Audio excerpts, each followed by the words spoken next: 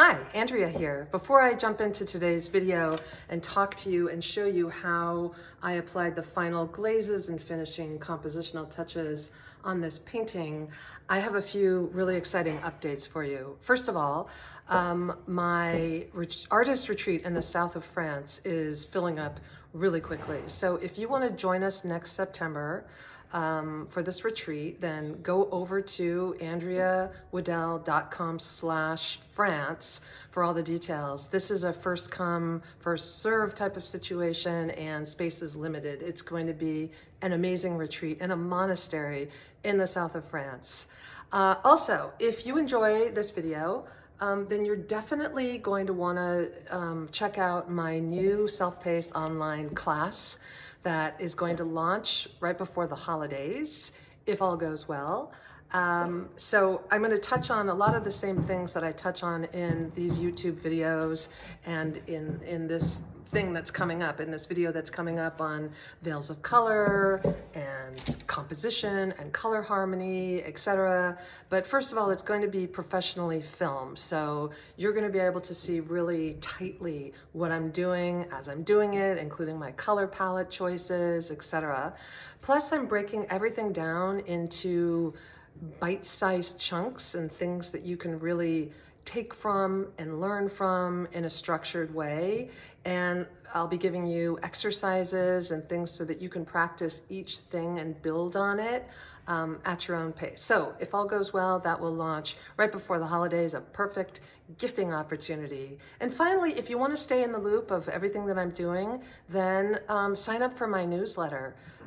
So go over to andreawaddell.com/subscribe and join the list, and you'll be in the loop of everything.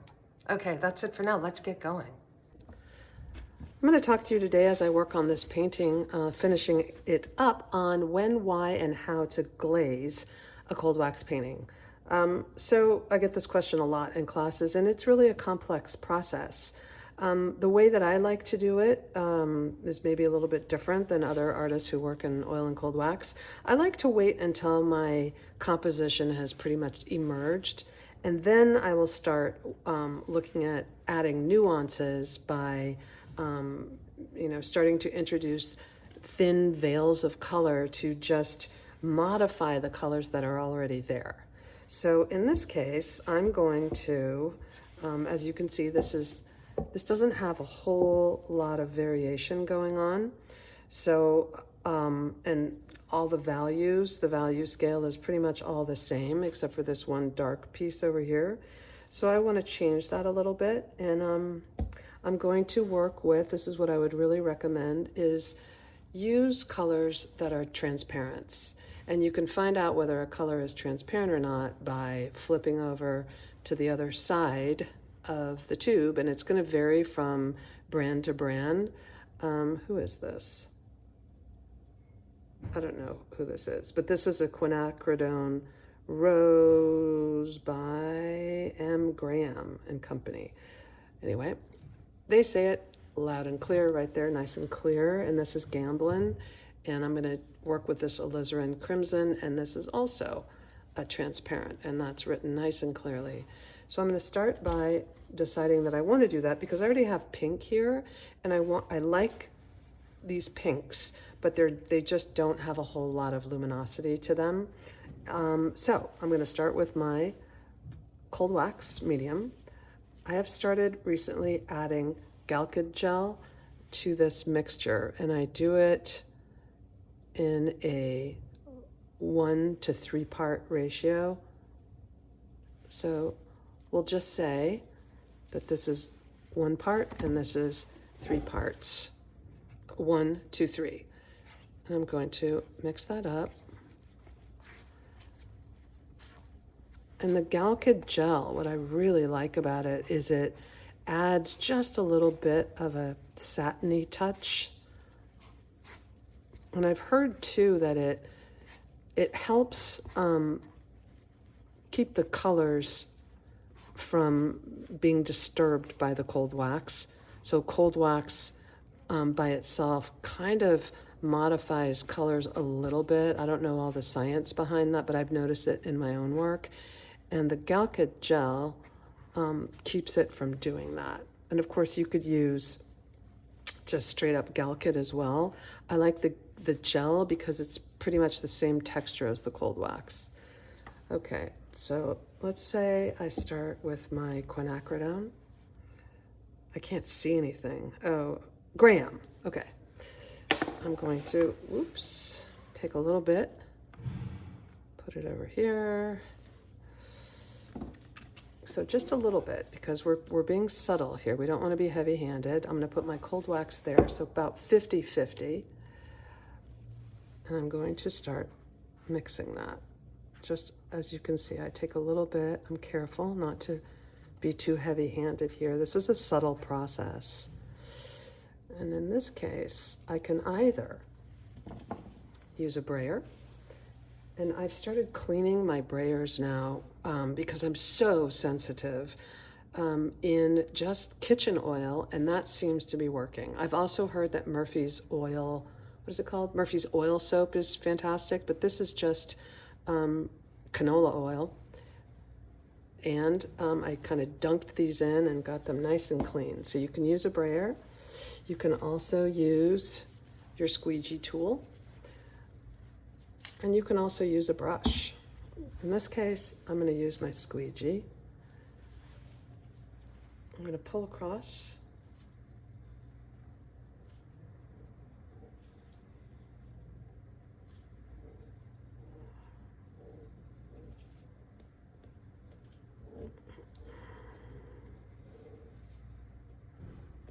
And you can see it's just a very, very subtle difference.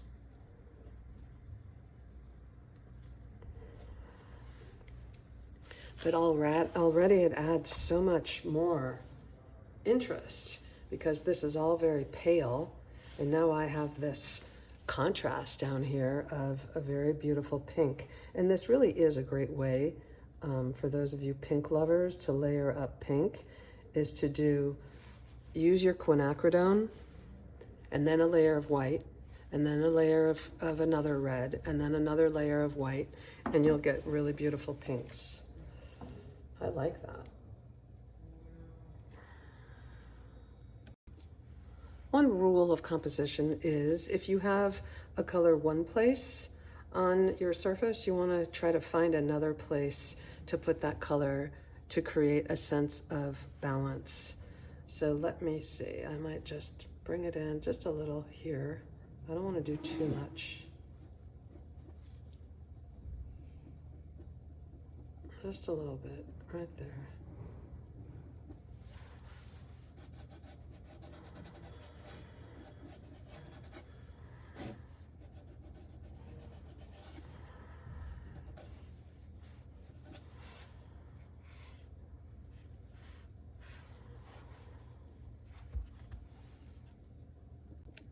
So the next color I'm going to introduce is one of my go-to favorites, Montserrat Orange.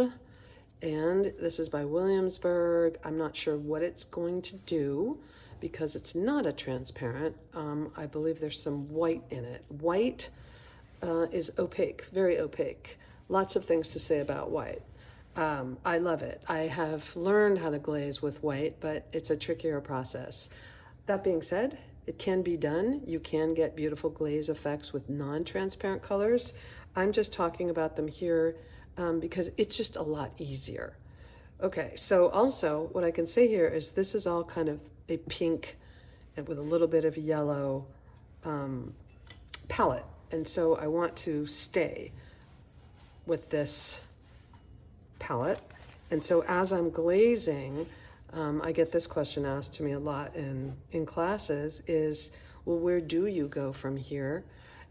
I have found that I like to work when I'm glazing with families of colors. What I mean by families is, you know, this group here would be a family. They're similar. The things that are closest to each other are similar.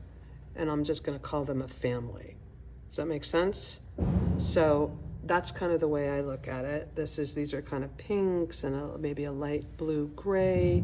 So I'm going to try my Montserrat orange which is, you know, sort of close to this pinky yellow thing. It is leaning to the yellow, but since there's yellow here, I am thinking that it'll harmonize pretty well. We'll see. I don't know yet. Here we go. This time I will show you, so I'll show this to you down here. I've got my more or less 50-50 ratio, Galkid cold wax mixture.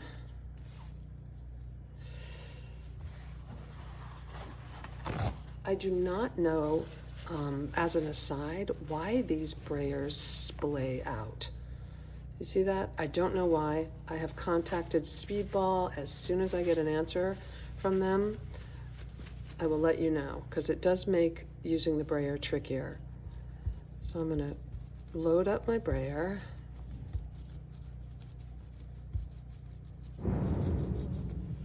And I'm going to, over here. Let's see what happens when I just a nice layer of that. Isn't that nice?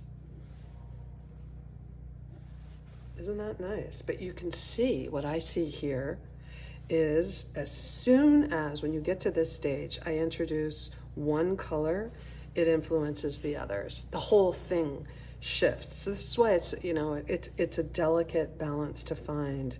So now my whole painting has shifted, whereas everything was sort of blending and working together, even though I like that color. Now I look at this, this, and this, and I don't know where I should be looking. So that's added a little bit of a tricky little thing here. So I'm not sure that's gonna work out, but what happens if, let me try another thing. I'm gonna pull in now a radiant red. Again, this is not a transparent. I want to keep my warmer colors. Oops, why isn't this coming out? Oh no.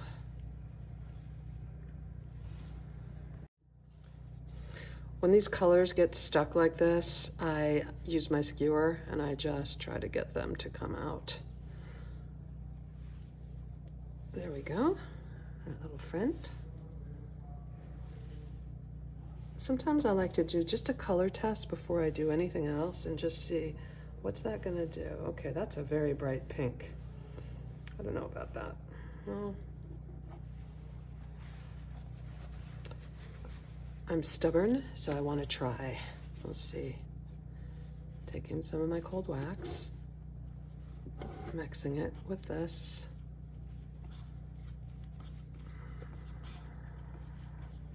This time I'm going to take a clean brayer. I'm not going to use, when I'm glazing, I'm very careful just to keep using very clean tools. In fact, I don't even want to use a brayer at all. How about I try it with this?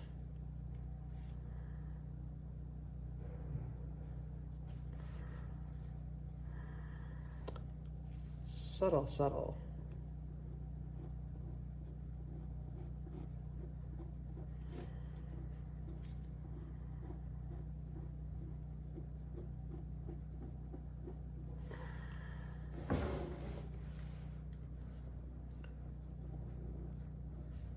All right, that's not bad. Just a little bit. I'm leaving some of it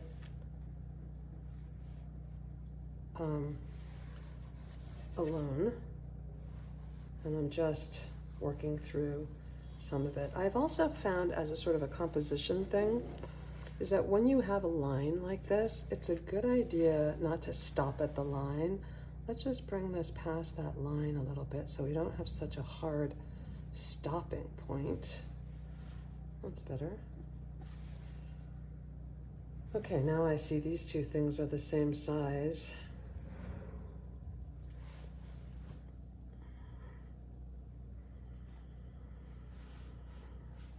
Does this yellow even work at all, I want to ask myself? I don't think so.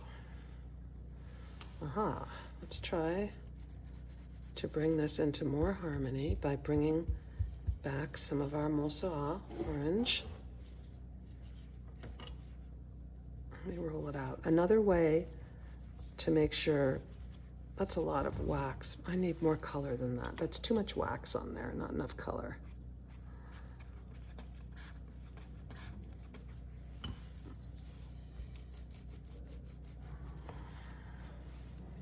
This is why we always kind of suggest these big palette pieces of palette paper so you can roll things out. You can also use freezer paper. You can also use tissue paper. Okay, so this is not harmonized anymore. Oh, that's better. Bring that all the way down.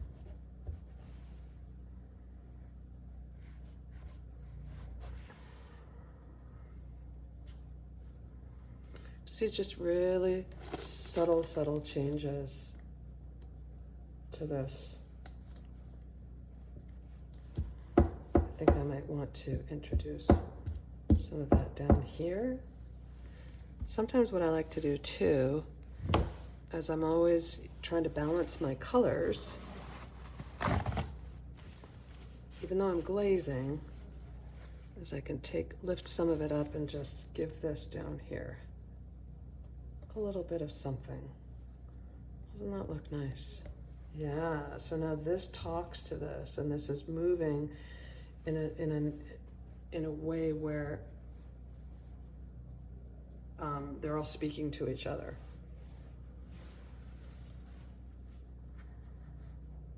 Also, what I think I'm consciously trying to do here is warmer things in a landscape are the things that are closest to us, even though this isn't a landscape. I mean, it did start out as an abstracted landscape, and the warmer things are the things that are closest to us.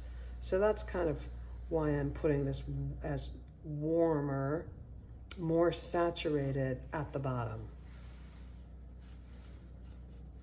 I like what this did.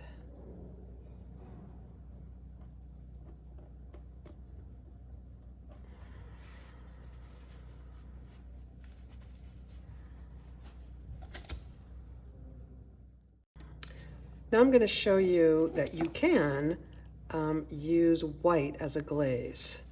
So I'm going to use my Cool White by Gamblin. And I'm going to put it up in here.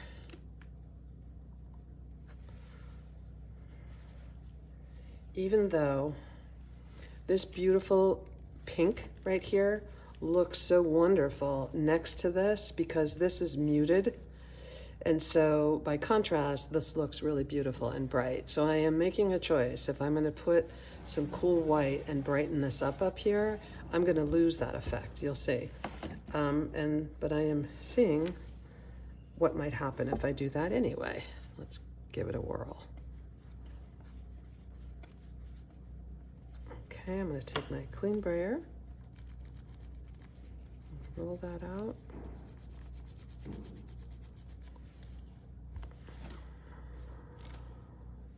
Maybe to keep that from happening, maybe I'll bring it over here. Oh yeah.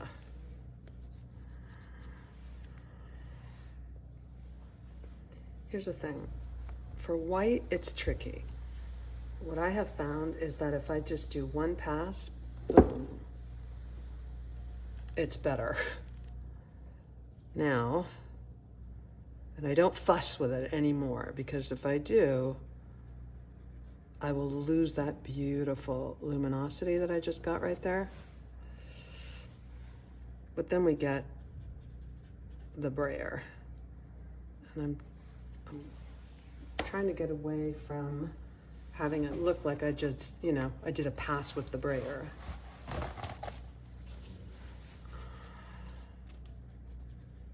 So I'm gonna just lift it. You can lift this with tissue paper too. I'm just trying to soften that edge so we don't really see it. It's just suggested.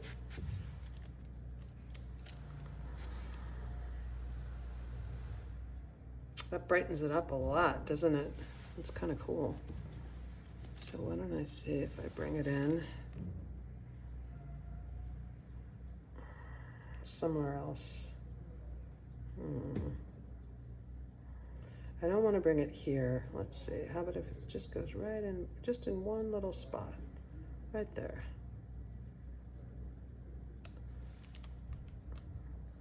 I'm not going to put it in all of these little stripey areas, just the one for contrast. And I know that this is muted, and so this one looks bright and beautiful by contrast.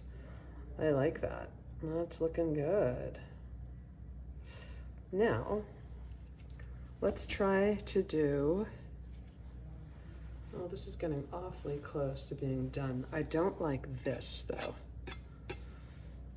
I need to decide what's going to happen with that.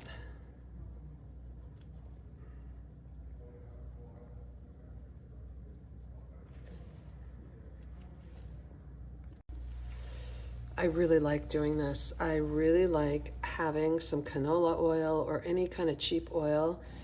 And because I'm in a glazing process and I need everything to be nice and clean, no influences, no changes, that would happen to my color because I didn't clean my brayer. I just pop it in there and I just rub it off. Nice and clean. I'm also really sensitive to, even though it's odorless mineral spirits and really all of it, I shouldn't be using it. Isn't that nice? Nice and clean, ready to go. Okay, what I'm thinking I'm going to do here is a light pink. We'll see. That might be a mistake. I'm not sure.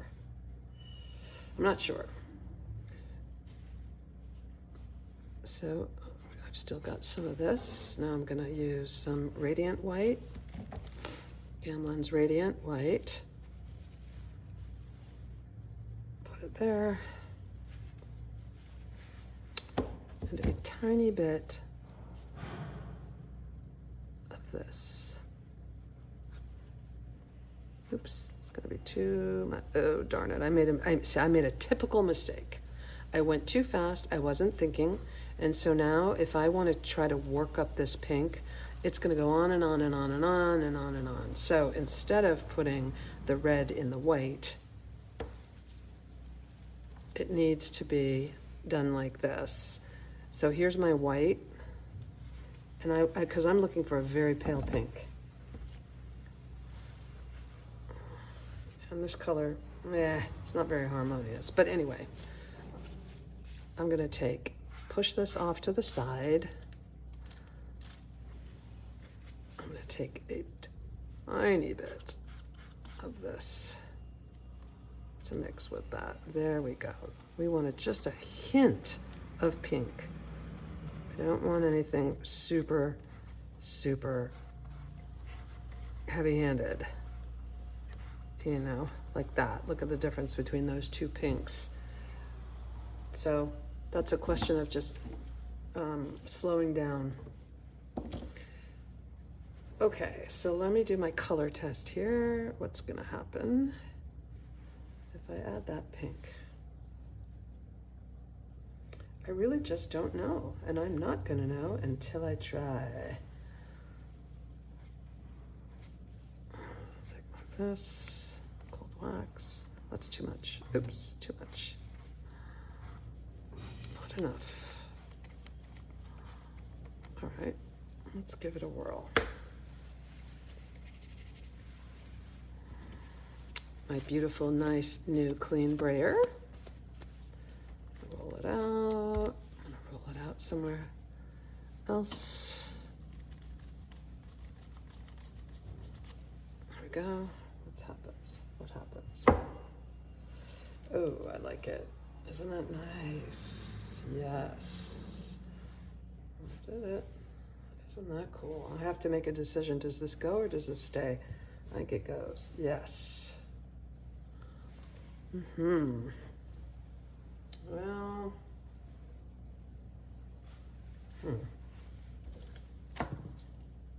Maybe just parts of it can pop through.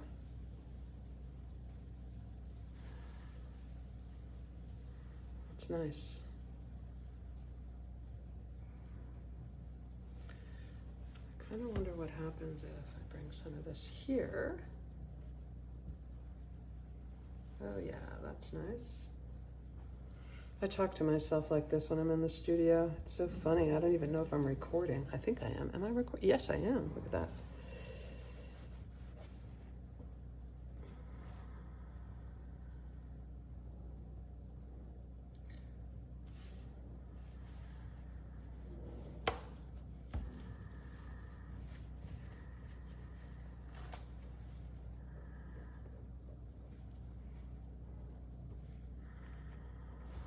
Now I'm just going to play and see what happens. What happens if I have a little bit of this up in here? A little nuance. That's cool.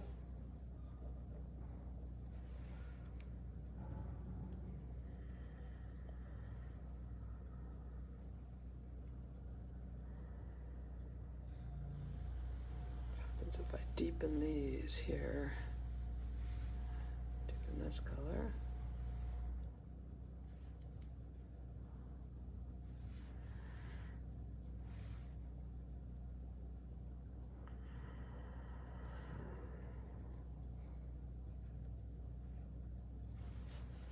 Color of this line, what happens if this just becomes kind of this quinacridone? Put it in here.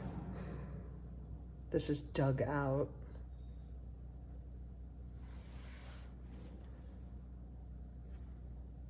It's kind of cool. Okay, this is the wrong tool. I need a little brush.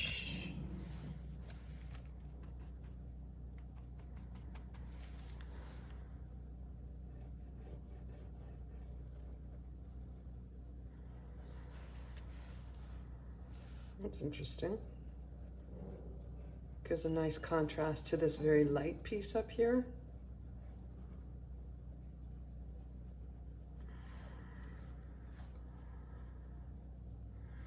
What if this brown isn't anywhere else? So either I'm going to add more brown here, and this becomes brown, and this is brown, or I'm going to add a layer of my quinacridone on top of this. Let's see what happens.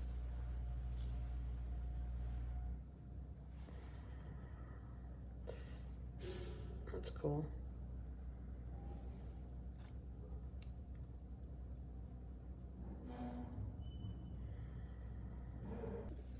I was busy painting away and you didn't get to see any of that, but I was using the quinacridone over this, I think it's burnt umber, and I decided just to darken this whole area here. And I'm gonna keep working this. So now I look at it and I see, well, I have this color, which is probably my cinnabar green. I don't remember. I think it's this, cinnabar green, mixed with sap green, and that isn't anywhere on here, except for here now. So I need to find another spot for that. That's what I'm gonna try to find next. Because I don't like, I like what all of this is doing, more or less, but I'm not sure I like this whole section in here. That's what I'm gonna try to do next.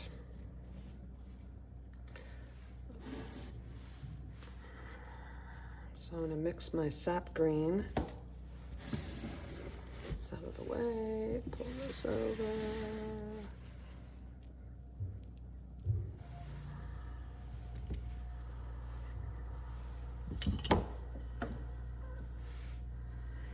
Painting is a very sticky, messy process. That's what's so funny about trying to film it. It's like, oh, how do I stay organized and neat to show you things inside a pretty messy process, especially for me. I get wild. All right, I'm gonna put my cinnabar down. That means I need to move that over there so you can see what I'm doing. I'm gonna put my cinnabar, Williamsburg. Not a transparent that I know that but a sap green is a transparent. my sap green, and let's see. I'm not sure. I really don't know here. I'm going to mix these two up.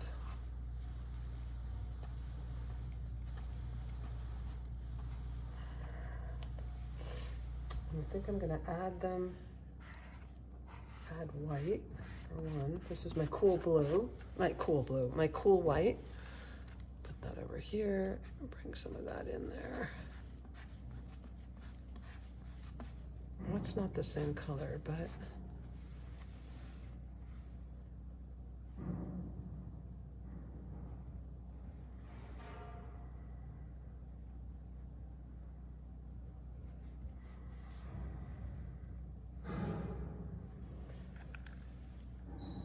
I need that to be a lot lighter. What happens if I mix it with my beautiful pale pink? Just add a little bit. To my pale pink, I'm gonna get a gray. Because I'm mixing two complements.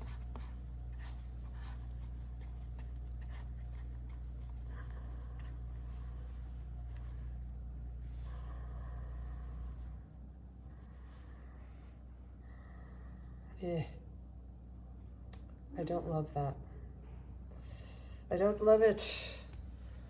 How about I do radiant white over here.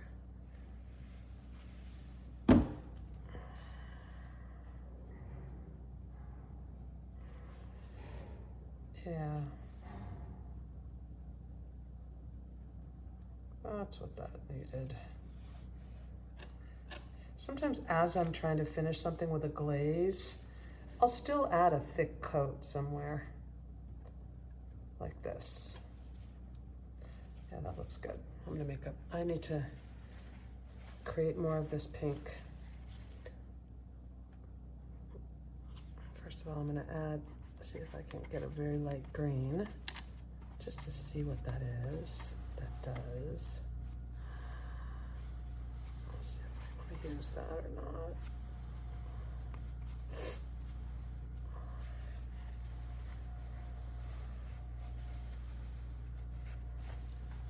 Yes, this is a case of we need something, sort of a thicker layer.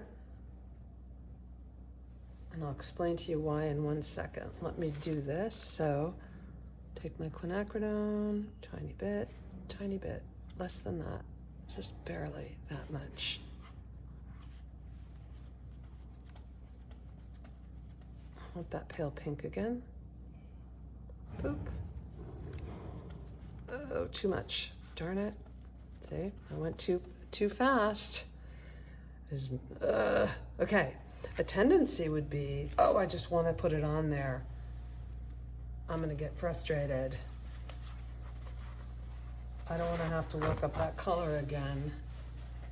But I know I will not be happy if I make that choice, so I just have to keep trying again.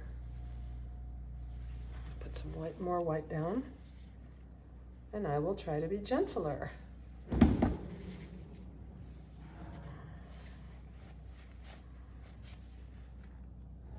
Just a little. Move this out of the way.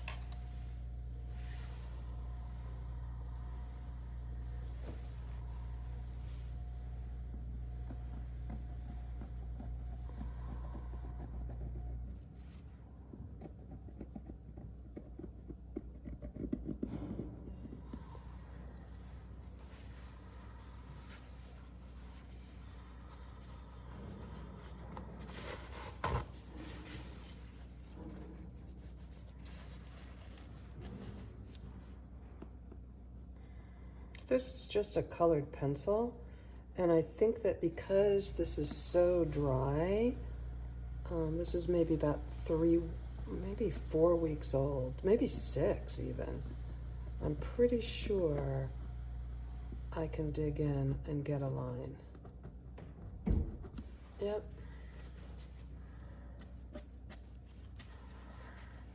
I just want to strengthen the quality of these lines. So they're just, you know, it looks like I dug in haphazardly, which I did. There we go. Well, that's a technique that you can try. Once it's really dry, dig in. I'll bring this line out a little bit more too. It doesn't just stop there randomly.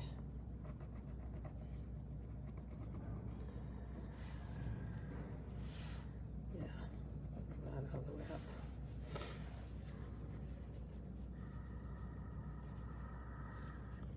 I still don't like this piece right here. There are too many colors going on, but I haven't figured out what's going to bring that into harmony quite yet. And it's so close to being done.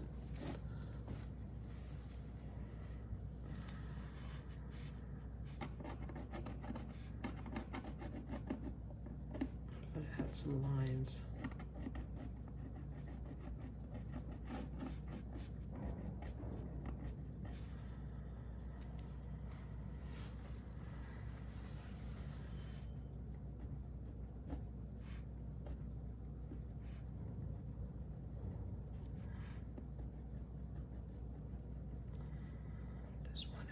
Here, I just add lines. That's kind of good. I like that.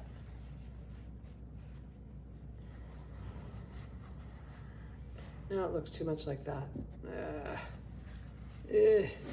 Too close.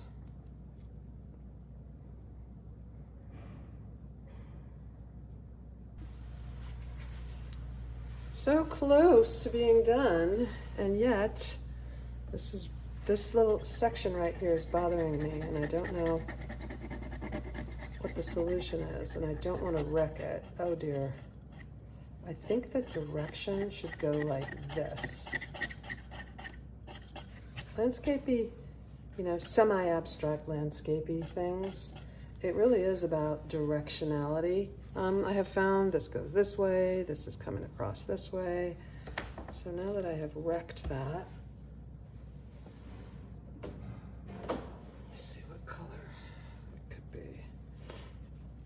what happens if I add a little Indian ink? Let's just, Indian yellow.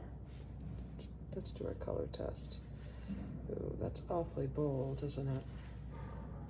Not bad though, if it's just that little tiny bit. Oh yes, that works. So I'm gonna do an angly thing. I want it to go that angle. Oh, I like that. Yeah, that works. Of course, this doesn't exist anywhere else on my painting.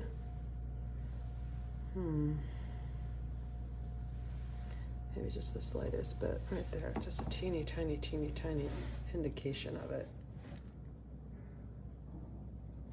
Up in here, how about that? How about there? There we go. There's a nice little suggestion. It's more than a suggestion.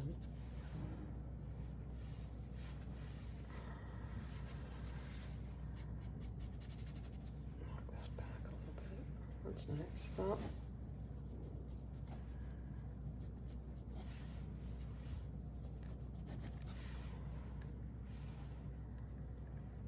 Isn't it so funny? Every time you do anything to a painting, it immediately disturbs the balance. It's almost like our, you know, flora and our immune systems. It's like, now that I have done that, well, it takes away from that little light. Before we really saw that little light, but now it goes boom, boom, boom. I mean, that's how I see it. I see this, then I look at that, then I look at that. So I have to decide, do I keep this or do I tone this down? I think I'm gonna tone this down. Now I'm into my finger painting. I'll tone her down. That's nice. Much better.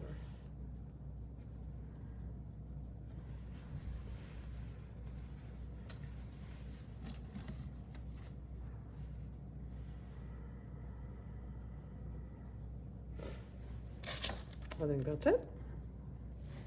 We're done.